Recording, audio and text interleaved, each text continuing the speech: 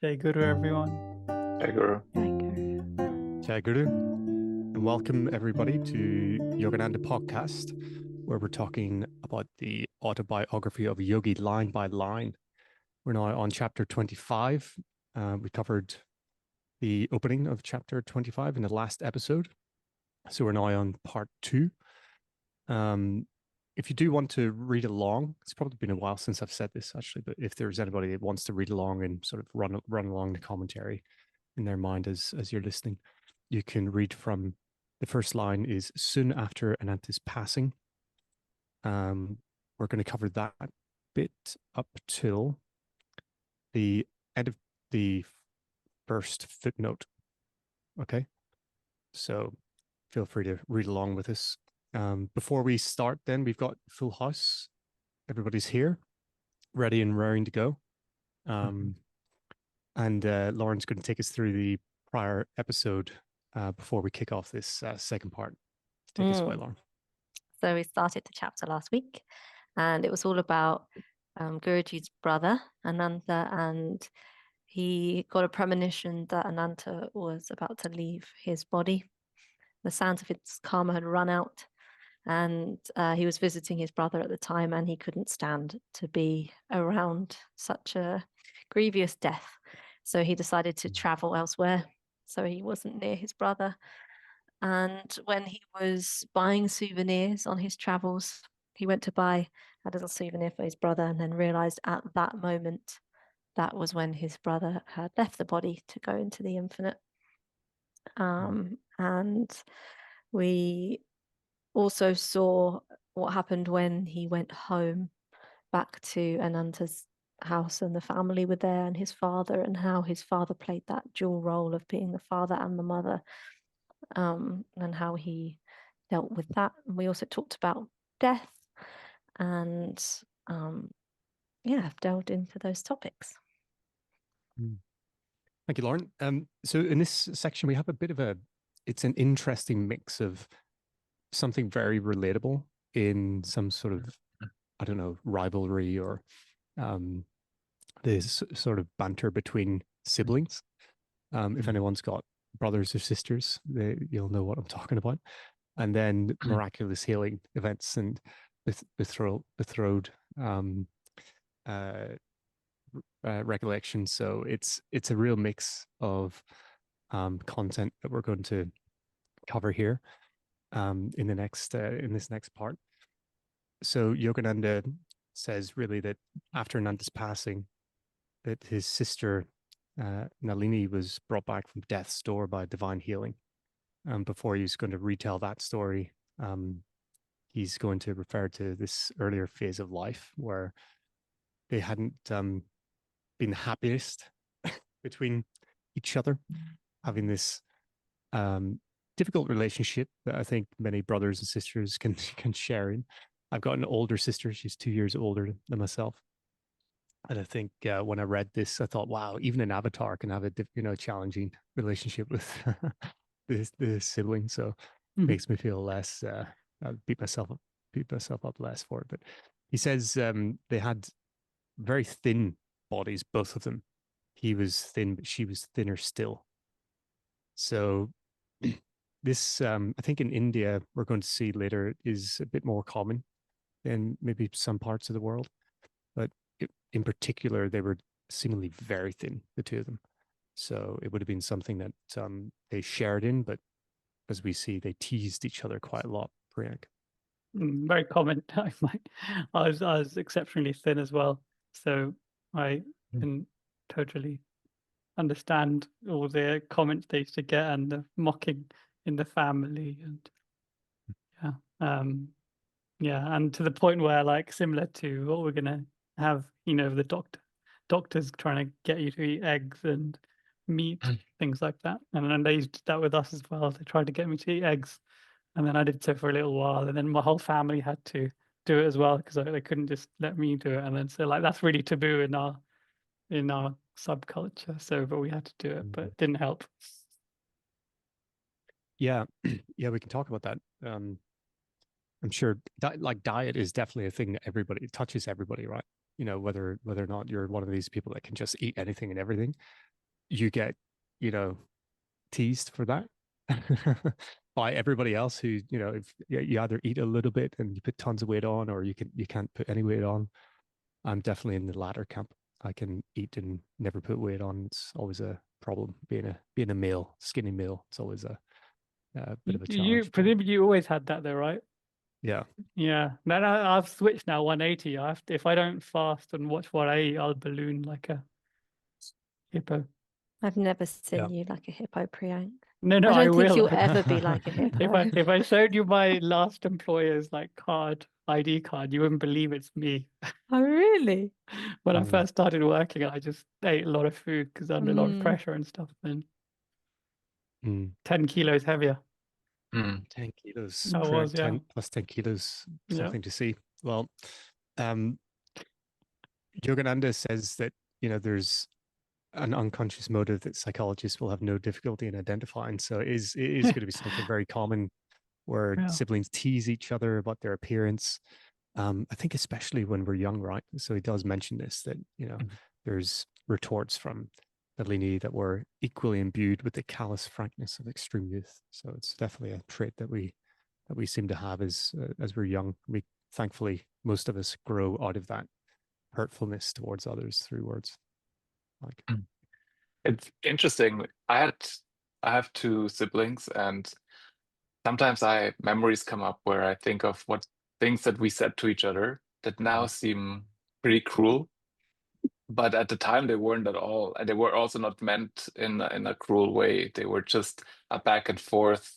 That was quite normal back then. But then when you're an adult and you look back at it, you feel like, wow, what did I say there? Have you ever played the thumb war game? Oh yeah. It's kind of like that, but with words, isn't it? You're just constantly trying to get one up on each other. I've got double jointed thumbs, so I've had an unfair advantage. But this psychologists have no difficulty in identifying the unconscious motive. Do you think that he's referring to the fact that he himself was so thin?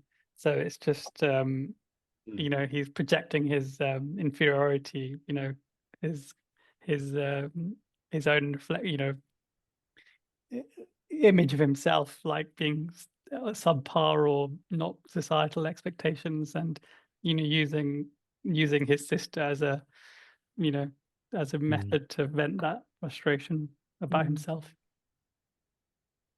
I kind of took it. He did say in one sentence that this, through the unconscious motive that psychologists will have no difficulty in identifying, that he would often tease her about her appearance. I actually took it more about the rivalry between siblings. That was just my take, probably ironically, just as you said, Priyank, through my own perspective of my life. But I think there's some kind of like natural competition, and you're constantly trying to get this one up, on your trying to establish a hierarchy, I think is a better way to say it, between two, and we kind of see that later on where Nalini becomes his devotee, and she kind of succumbs to saying that, brother, you've gone on a path and sort of are doing well, and maybe she succumbs to him a little bit. So yeah, I take it as more of a hierarchical establishment than anything else. I think it's to do with like a lack of self-awareness as a kid and projection. So you see that this in yourself, and then you project it onto your sister, who seems to have the same problem. Even though your subconscious knows that you're also very thin, you don't see yourself that way, but you see it in the other person. It's funny, Guruji's obviously written this thinking the vast majority of people will understand fully what I mean, and then we got two or three differing views, and obviously none of us are psychologists, so I suppose we can we can have that differing views. But there are some psychologists amongst our listeners. I'm sure they'll chip in the comments. Yeah, there's a big asterisk in front of everything that we say. It would be interesting to see really the more in-depth take from a psychologist on this, but in general, it's pretty common, right? That we have this teasing between siblings, and Yogananda says again something very common. The mother would intervene and temporarily ending the quarrels, these childish quarrels, as he says, by a gentle box on my ear as the elder ear. And that's, I don't know if you're somebody who has an older, younger sibling, you'll know that it's seemingly unfair, right? But if you're the dishing out of justice, but if you're the older one, you should know better, right? So this is Yogananda's position, is young Mukunda in the relationship with Nalini in the younger years that they both shared together. And he fast forwards a little bit to the to when there's a betrothal in question. It's something that, again, when I read it, it is always shocking to me when I read these things, because I come from a world where people don't get betrothed. But Yogananda goes into detail here to said after school years were finished, Nalini was betrothed to Dr. Bose. Now, this was a young physician in Calcutta, and he says essentially that they hadn't met each other until the wedding night. And there was, a large group of them in the living room, and Mukunda shared a moment where he sort of teased his sister's appearance to the newlywed. I thought that was a funny interaction where he would say to the newlywed brother-in-law that his sister was essentially a skeleton, and it would have been harsh, a little bit harsh, yeah. And you mentioned here there's a matrimonial lottery, and maybe sort of flew when I read this, flew in the face of how I considered it. Right, it's not so much a lottery, but some kind of Vedic scientific approach to matching two souls together. That's kind of how I would see this in a good light. This is beyond my reasoning, but two souls come together through the matchmaking ability of usually the mothers, right, in this society. But here Yogananda describes it as a lottery, so it's much less. It's not very flattering. But we get this insight, and there's this elaborate marriage rites, as Yogananda describes, that there was a large jovial group of relatives in the living room, and the bridegroom was leaning on an immense gold brocaded pillow with Nalini at his side.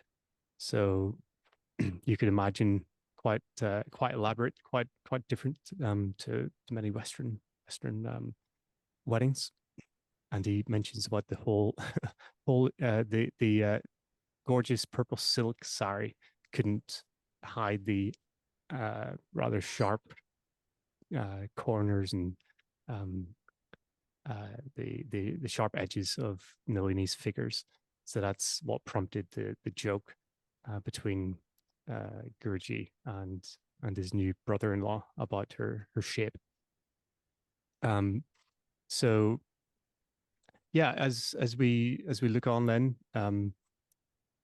Dr. Bose had endeared himself to the family, Mukunda's family, and often he was called whenever any illness arose, which I think is funny, right? That's, I think, always the way when you have a physician, medical practitioner in the family. They're the first ones anyone calls when they have a cough, correct? Yeah, that's usually the way of the things. A couple of points. The matrimonial lottery is the arranged marriage when you don't actually get to see your partner till the day, and even then you don't see them because their heads sometimes are covered.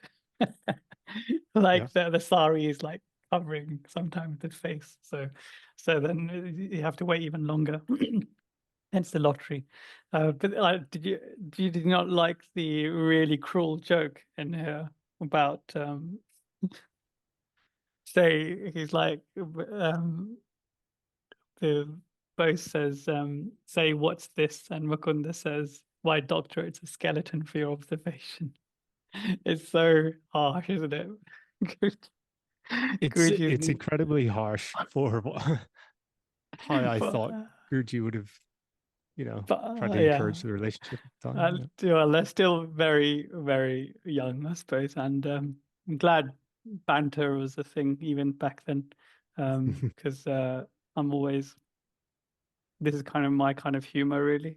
And I always get into trouble for it. Well, that's not in terms of people's weights, but in terms of the brazenness of the humor.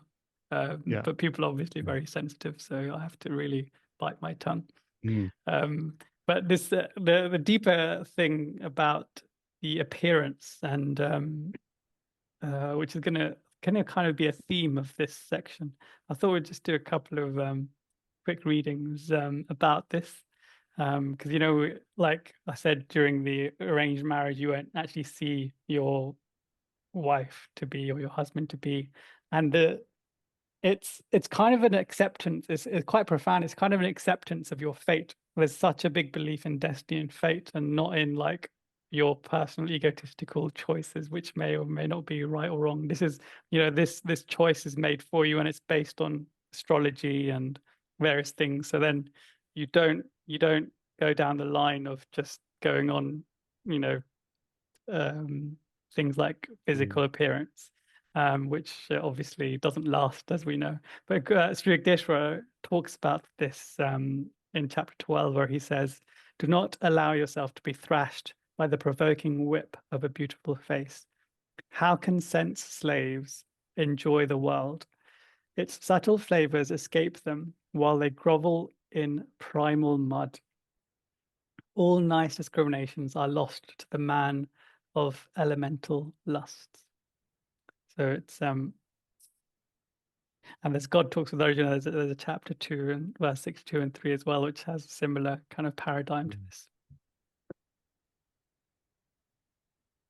Yeah, and it's interesting, I think, to see the divorce rates in the UK being so high, versus that in India. I think it's 42 times of India. I was looking at it before. It's kind of like shocking stats, yeah. And all sorts of different reasons, right? Not just one's better and one's worse, but certainly this matrimonial lottery, there might be something to it. I have a friend in Nepal. He was matched up with a lady, and they didn't see each other until the day of marriage, and they're still stayed with him when I was in Nepal recently, very happily married many years on. So yeah, they're definitely a testament to the workings of this system, which is nice to see. So we see here Guruji talking about Dr. Bose. He often would be joking together, usually talking about Nalini.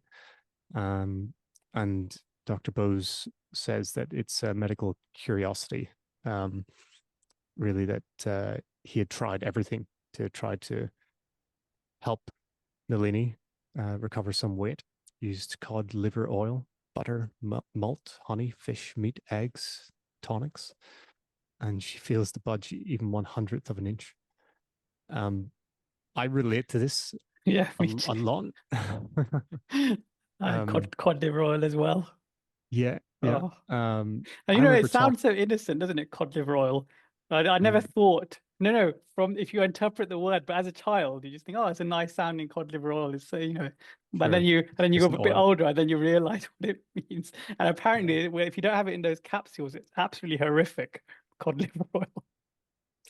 I would actually bite. I used to bite the capsules, drink it, and then like get rid of the capsules. Yeah, it was wild. But certainly, there was a lady who we all know was in SRF. She passed away. I remember she was talking to me one day. I think I've shared this story before, but she said about putting weight on. That what I should do is visualize it first, And we've covered this in the Autobiography of Yogi, where this happens to young Mukunda with Sri Yukteswar. But this technique, I think first, from my understanding, you can try to stuff food down your throat all day long, but then actually, if you don't do the work mentally and emotionally, and see the energetic body, becoming accustomed with a different way, it's never going to happen. Which is a completely different way of thinking about it. and definitely in line with yogic teachings, with how we manifest the physical body. So anyone that wants to try that out, that's where I would start, and avoid the cod liver oil for now. um, so we have them kind of coming together and talking about this issue and identifying that this is an issue between the newly married couple.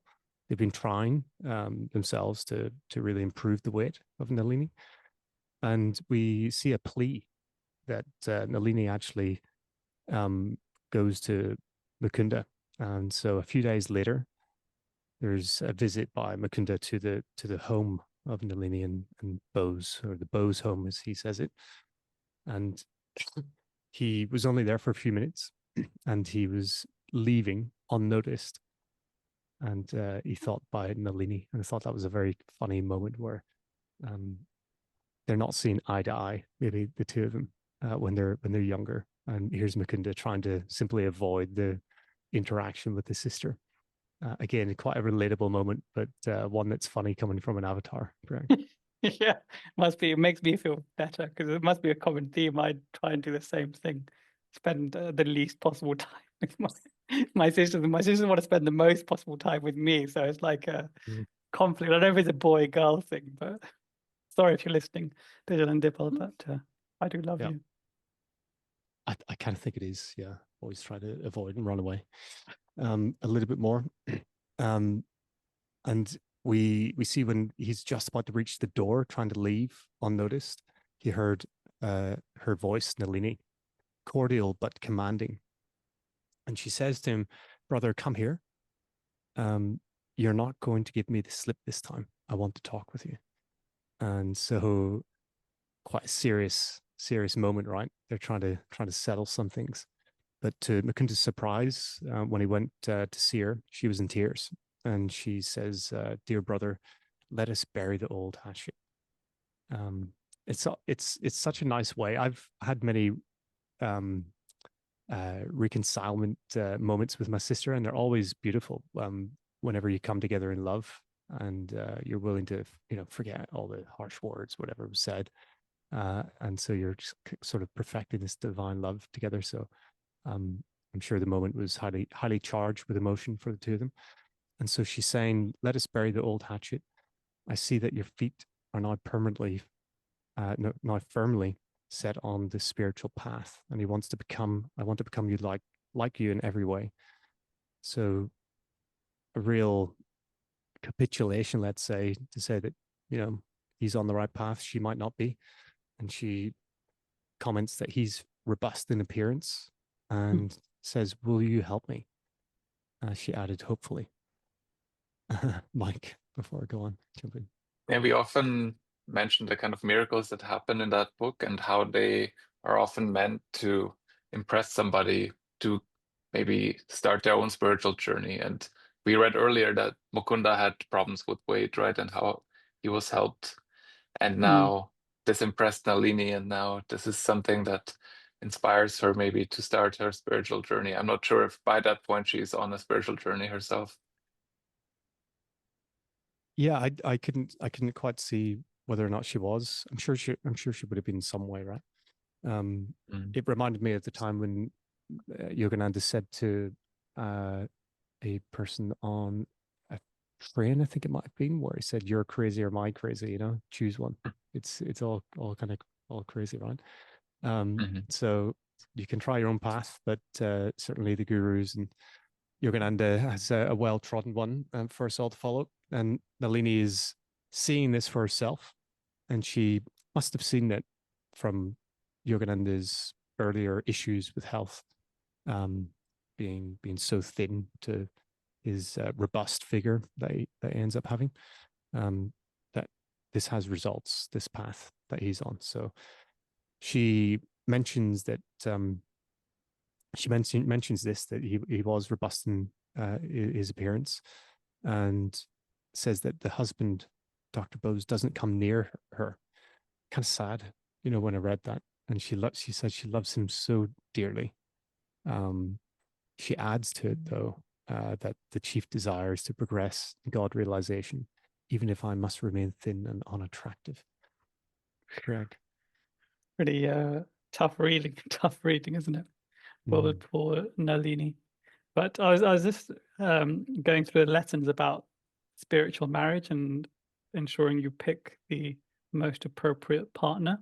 And there's like 3 things that it says. If lesson 95, if you want to go through it, it says like first and foremost, you should look to similar spiritual goals and ideals that, like, that you're both interested in study and effort and self-discipline, etc. And then second is what we look for first, generally similar intellectual and social and environmental and personality matches. And then third and last is physical attraction. But seeing as it is there and that he has written about it, it's not wrong to desire someone physically. And here she's like, she isn't really criticizing her brother, her husband. She's just stating it as it is. Their marriage is struggling because the physical attraction isn't there. I mean, they want to have children, right? And physical attraction is part of that. So yeah, it reminds me, well, it encourages us to reflect on all of this. It's not as clear as oh, he's really he must be really shallow. So like, we shouldn't take any lessons. Yeah, I read the same, and rereading a lot of the content that Yogananda's put out. He certainly says it's about balance, right? These elements are part of a marriage, but the balance should be there, that should be putting God first and things of that nature. So yeah, a bit of a tough read, because she's obviously so resigned to her position, and she's intelligent enough to really be able to read it deeply and to see with wisdom what her path should be. And she comes to Yogananda with this plea. And there's a note here that she says that even if I must remain thin, and the note attached to it is to say that most persons in India are thin, as I mentioned at the beginning of the podcast, and reasonable plumpness is considered desirable. Yeah. I think there's this desired sort of figure changes over time. You've probably seen the different decades and how bodies change and become desirable from one decade to the next. So we see that she's desiring a more plump figure. And as you can imagine, Yogananda certainly was deeply touched by her plea, and really one quick thing. Sorry, go. Yeah. About this, the 3 like orders. Guruji writes quite interestingly that if you inverse it, i.e., if you go for physical attraction first, it'll quickly lose its like effect if the other 2 aren't met. So if you do 1 and 2 first, i.e., spiritual ideals, and then personality and social, matching, and then you do physical attraction, the physical attraction will last through the marriage, so it doesn't dull with time as you age and as you change in appearance and all that kind of stuff, which I think is really powerful. Yeah, thanks for that, Prank. It's not in the Western culture. It's taught the way in most ways. So Guruji mentions that he was deeply touched by her plea, that the new friendship steadily progressed from one day she asked him to become his disciple. So she puts her faith in him, and she says, train me in any way you like. I put my trust in God instead of tonics. So yeah, she's went through trial and error. She's tried to follow the path that the husband laid out, and now she's coming to Guruji for ultimate liberation from this issue. Priyank. Yeah, it's funny this how their friendship progresses through time. It's like my whole relationship with my siblings was the same, like hate at the start, and then it progresses to a more loving relationship. And then in some families, they're blessed that they love from the very beginning. Like my wife's family, they never had this hate at the start Mhm. of, you know, in their adolescence and teens, which I'm always a bit resentful of. I don't believe them. Yeah. You know, there's one of the early lessons on love. If you guys remember in the new lessons, it actually says about mutual beneficial relationships, i.e., doing things for others, being of service to others. That's part of how you build divine love and this mutual benefits that we can have. And here we have his sister, Guruji's sister, coming to him to ask for help, and he's able to benefit her, and that brings souls together.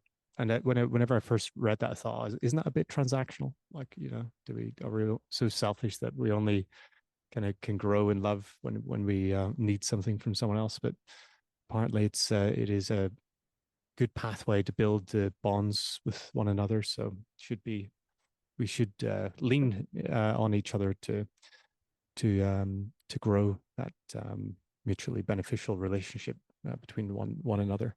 So here we see it, that she gathered together an armful of medicines and poured them down the drain outside a window. As a test of faith, he asked her to omit from her diet all fish, meat, and eggs. So I take it from that, guys, that she was not vegetarian, even before maybe Dr. Bose came into play. Correct? What do you think? I think their family was mixed. If you read Mejda, it was a mix. Like Ananta did eat meat before his like conversion, as it were, and then he used to like Mukunda used to tell off his little sibling brothers and sisters, especially Sananda, for eating, you know, thinking about eating meat, and then he used to like really guilt trip him into it. But it's funny, Guruji, you know, in our lessons, he often says that avoid meat, eat little or no meat. Our diet should be principally, or the majority should be fresh fruits and vegetables and all that stuff. And then that obviously caters to the vast majority of cases where people then reduce their meat intake. But then if you read in between the lines, listen, the words are, as a test of her faith, I asked her to omit all from her diet, all fish, meat, and eggs. So I just read that as black and white. Guruji does not want me to eat fish, meat, and eggs. That's what I read from that. Yeah. It's a good way to use the content that we're given. Correct. Turn it on. Yeah, because eggs is always like a gray area. In India, eggs is classified as meat. Like you won't have eggs if you're vegetarian. This is in the same category. But then when you come into the West, and you know, it's like, you know, different theories emerge. Yeah, it's definitely something that I've continued with being a vegetarian, is eating eggs. So I'll take this away as a lesson learned, maybe. Don't know. To each their own, isn't it? How you read it. Maybe. Yeah. Lauren, you're muted. I think so. I remember somewhere in the lessons Guruji saying about eggs and how it was a good alternative. I may be wrong, but I remember that somewhere thinking, "Oh, that's good." Yeah. Do you so remember even that, Mike? for that, even if I read that, I'd say that's an alternative for someone that can't make the jump into a majority fruit and veg diet. But then here I read it as in she didn't have to do those things in order to gain weight. She didn't have to omit fish, meat, or eggs. But to test that she really believed in what Guruji was about to do, and that she really believed in God and the power, she would have to omit those things as like a test of, yeah, I believe. That's how I read it. I don't know how, if that's the truth of what's being said here, but I know what you mean, Priyank, because I mean, we're recommended not to eat meat or fish. So, interesting one. What do you think, Mike? Yeah, I also want to wave the flag of eggs here, egg because flag. Yeah, egg flag, because I don't remember it exactly, but he said not too many eggs, like 1 egg per day is very beneficial. Yeah. And then if you read Mejda, he gives and in other things he actually makes substitute eggs So he makes something and then colors it so it looks and feels like an egg. So yeah, so yeah, read from that what you will. I think I live on this plot of land where we have chickens, and it's actually really nice to almost take care of them and then to take care of you in a sense when they provide the eggs. And there is something, again, that mutually beneficial relationship. It's very symbiotic. There's something, there's something to that.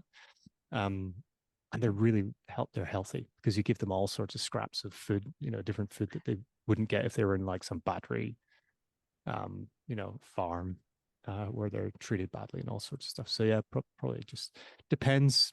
Take everything with a pinch of salt. Yeah. Especially when you do it with eggs.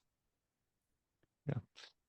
So after several months, we see this test that Guruji has given Nalini, and I think you're right, Lauren. It sounds like there was a bit of strictness in there, and she had to really dedicate her, put her mind to it. So she did strictly follow the rules that he outlined to adhere to the vegetarian diet, in spite of numerous difficulties.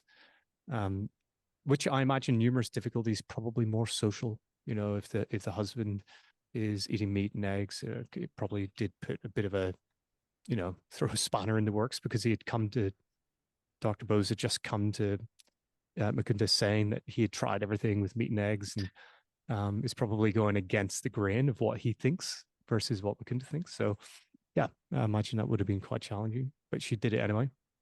And he paid her a visit. Kunda paid her a visit, and he says that you've been observing conscientiously the spiritual injunctions, and your reward is near.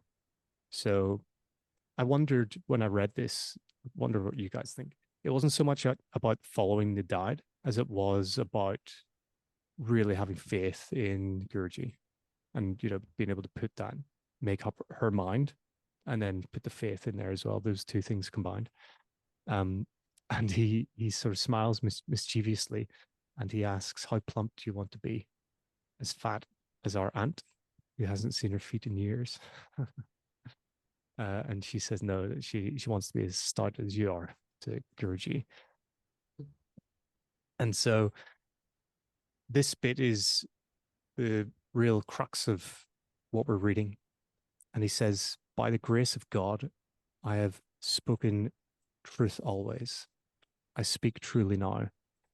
Through the divine blessings, your body shall verily change from today. In 1 month, it shall have the same weight as mine."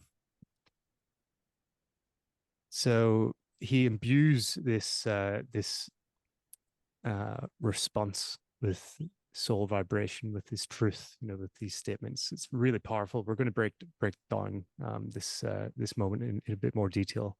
But first, Priyank, come to you. Yeah, it just feels like such a grand declaration, and it's really you can feel the power in the will as he said the words, can't you? Yeah. There's something like firm foundations of how he speaks here. Is, as he describes it, he's putting truth out there, and it has to manifest because of the resoluteness of what it is that he says. And so he talks a little bit about, we're going to have a couple of readings here, but he talks a little bit about the words finding, coming from his heart, found fulfillment, and that in 30 days, Nalini's weight equaled his own. So her new roundness gave her beauty, and her husband fell deeply in love, which I think is just a sweet way of finishing that story, that the marriage that had begun a bit on rocky grounds that turned ideally happy. So let's look at this moment where these words from my heart found fulfillment, and how maybe what we can learn from it, and then how we can apply it as well. And there's a reading I found on the affirmations and how they work, and it gives us a bit of an insight as to what mechanism Yogananda is using to have this miracle come about.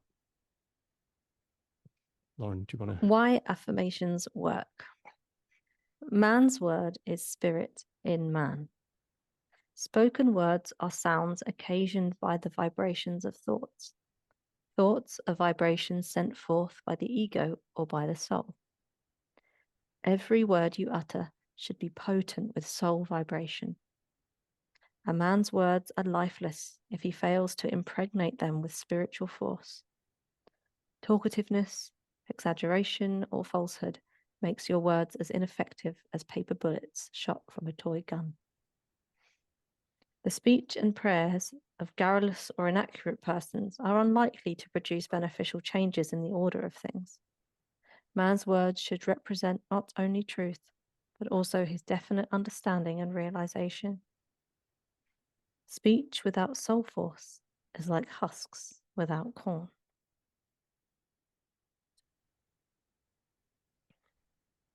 Spiritual power in man's word. Words saturated with sincerity, conviction, faith, and intuition are like highly explosive vibration bombs, which, when set off, shatter the rocks of difficulties and create the change desired. Avoid speaking unpleasant words, even if true. Sincere words or affirmations repeated understandingly, feelingly, and willingly are sure to move the omnipresent cosmic vibratory force to render aid in your difficulty. Appeal to that power with infinite confidence, casting out all doubt. Otherwise, the arrow of your attention will be deflected from its mark. After you have sown this in the soil of cosmic consciousness, your vibratory power prayer seed, do not pluck it out frequently to see whether or not it has germinated. Give the divine forces a chance to work uninterruptedly. There you go. We have the sort of chemical combination of the sincerity, conviction, faith, and intuition. You've got your four things that you need in speech, essentially. Yogananda's given us that there. So the sincere words with feeling are sure to move the omnipresent cosmic vibratory force. Honestly, that's incredible. It blows my mind in the best way possible. Whenever I first read that, and the affirmations that Guruji has given us are really powerful. The various affirmations, and in the lessons, there's affirmations in each one of those. But I wondered, how much do we actually use this great power that is, right on our fingertips to use? Do you guys use them often? Like, I'm curious. Like, is this something that you use every day, week? Do you go to it whenever you have a problem? Like, how often do you use it? All the time. I feel like Guruji says affirmations work best after meditation. So after meditation, there is a time. Depends. I feel like over the years, I've gone through many different versions and different affirmations, but I feel they, if nothing else, they focus your mind on focusing on fixing something or improving something, and then when you feel Guruji's on your side helping you, it just makes everything so much easier. As part of some of the young adults meetings, we often do affirmations, and then we pick our own private affirmation based on our own things we need to work on. So the last one I did was about, I think, something about willpower and regularity of my meditations, which like it was transformative, like using that affirmation.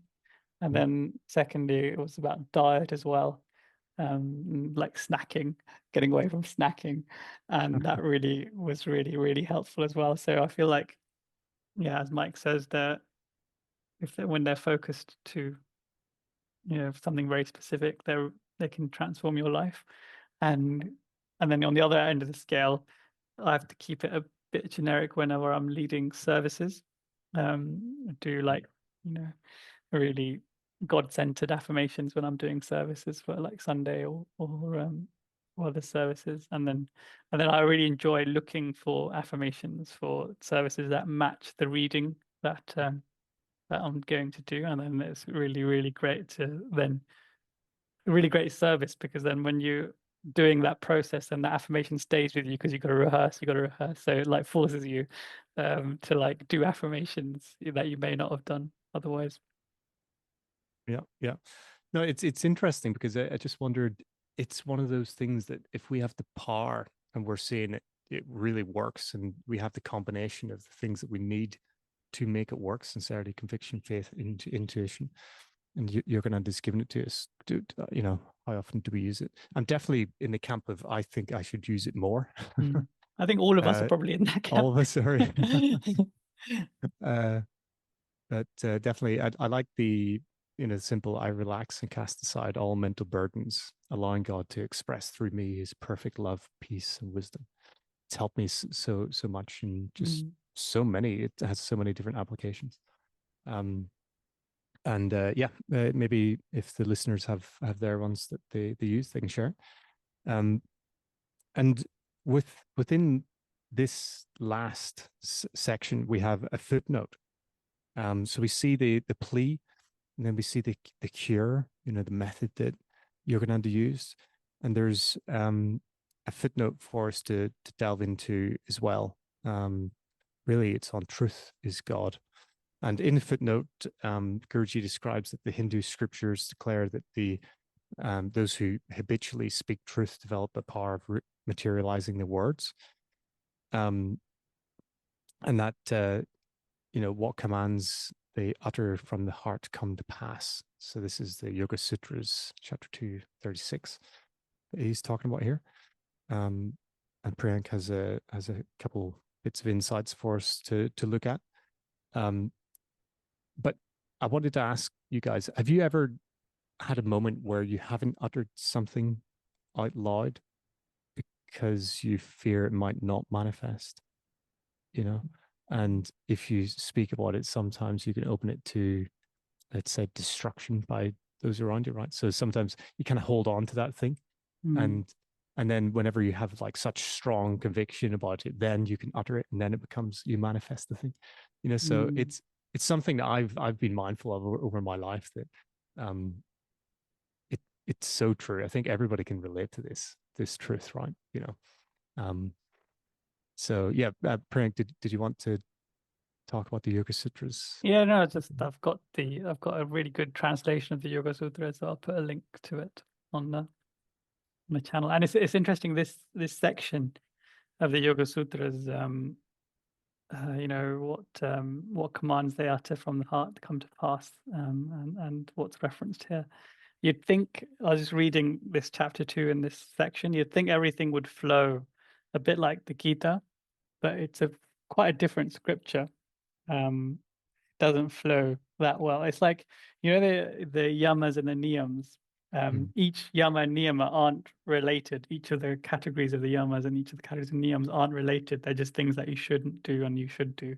And they're very vastly different. So it's a bit like that reading this section. It's just like, this topic doesn't follow from the previous, and the next topic doesn't follow from this. So it's a very interesting scripture. You can essentially, as you'll go, if you ever look at the link that I send, you can just dip in and out of any section, and you won't miss out because this bit is independent. Yeah. And Mahatma Gandhi often said, "Truth is God." Yogananda says here, which I thought was such a beautiful statement, so simple, of what description of what God is. And it says, because the worlds are built on truth, all scriptures extol it as a virtue by which man may tune his life with the infinite. So seeking truth, satya, has permeated Hindu society. And he mentions here Marco Polo, who was a Venetian merchant in the 13th century, traveled through Asia, through Silk Road, between 1271, 1295, says that Brahmins would not utter a lie for anything on earth, which I think is a very interesting insight from the merchant, right? And I wonder if it was much different then from the world that he was in back in Europe, right? Yeah, and if you think about what Guruji says, what a Brahmin and a Kshatriya and a Vaishnav and a Sudra, what they actually are, they're actually qualities, right? That it's not hereditary skill or caste as it is grossly interpreted now. So the to live as a Brahmin, you've got to live in truth. And like Gandhi, even though he was born in the merchant class, but he's making truth essentially his religion. It says that his lifelong striving was the perfection of truth in thought, speech, and act. And like his autobiography is called the story of my experiments with truth. So in that respect, even though Gandhi wasn't born in the caste of a Brahmin, he essentially was the highest kind of Brahmin that you could get. And this thing that Marco Polo found, that Brahmins wouldn't utter a lie for anything on earth. It's it's similar to like the yama of non-truthfulness, not going into non-truthfulness or not lying, is the yama in the Yoga Sutras, and also which is similar to the ninth commandment of the Bible, which says you shall not bear false witness against your brother. It's saying it in the same meaning, but in different kind of context. Yeah. And as it says here, the English judge in India, William Sleeman, wrote in his Journey Through Ode, written in the mid-19th century. He says, quoting, "I have had before me hundreds of cases in which man's property, liberty, or life depended on his telling a lie, and he has refused to tell it." It's a pretty incredible statement to be able to, put your life on the line for not wishing to tell a lie. It reminds me of, the apostles with Jesus. He went through this prosecution, and yet they were willing to die for him. That's what it reminded me of, because they saw the truth in Jesus's teachings and refused to bend the knee, and many of them died for it. But Priyank, what's your take on this? Just interesting that this book, William Sleeman, who's the judge, it's quite an interesting book. If you browse through it, I'll put a link to it on the chat. But his preface is quite interesting, which will give you a clue as to why he's made this quote. So we will also come up with a example of that quote as well after if we read his preface. So in his preface, he's written, "My objective in writing this diary was to prepare for submission to the government of India as fair and full a picture of the real state of the country, condition, and feeling of the people of all classes and character of the government under which they presently live, as the opportunities with which the tour afforded me might enable me to draw." Quite grand grand objective. You can imagine that he would have had some interesting insight from going into that, as his as his main objective. But there was a really cool example that he gives about this quality that about people not telling lies. I thought we'd read it out. Lauren, do you want to read it out? One of the most striking examples Sleeman recounts involves a village watchman who was accused of complicity in a robbery. The man had every reason to lie. His life was in danger, and the easiest way out was to falsely implicate someone else or deny knowledge. But he refused to speak anything but the truth. Despite intense pressure from local authorities and the threat of imprisonment, he maintained his honesty. Sleeman noticed that even under duress, the man would not fabricate a story to save himself. This case stood out to Sleeman as emblematic of a broader cultural commitment to truthfulness, especially among the lower classes, who had little to gain and everything to lose. I have a question, Priyank, for you. What about white lies? Why the question to me? Possible pass, man. What why lies? Do they apply? Probably. They apply in the implicitness of not I saying. think Guruji has said, if you know that saying something in truth, it will end up in a negative consequence, or end up hurting someone, then it's better not to say it, right? So I think in that respect, then if the white lie is said without a motive to benefit, then it's truth. Yeah. Because I think the one of the examples that I gave was there was people chasing some fellow, and he hit up a tree, right? And then these people that were chasing him said, "Which way did he go?" And they kind of had an option, right? You could have just said like that way, and then they wouldn't have found him. But he said it, he's up the tree, and they found him and they killed him, right? So in that case, to preserve life and all the rest of it, it would have been better just having the white lie, right? So yeah, there are nuances in there that we have to navigate, but all in all, really beautiful segment of the Autobiography of Yogi, with some teachings in there on truthfulness, on speech, on the everyday sibling sort of feuds that you would have, and how to come together in mutual sort of benefit for each other, and perfect that divine love, and have a good relationship ultimately. So yeah, lots of little teachings in this segment of the Autobiography of Yogi. Mike had to drop off a bit early, so he's not with us. But do you guys anything you want to add before we look to the following part of the chapter? All good. Okay, Priyank, well, kick us off. What do we have to look forward to in the next part of chapter 25? So Sister Nalini unfortunately regresses in her health, and then there's a further partial healing that Mukunda does. Swami Yogananda at this stage maybe.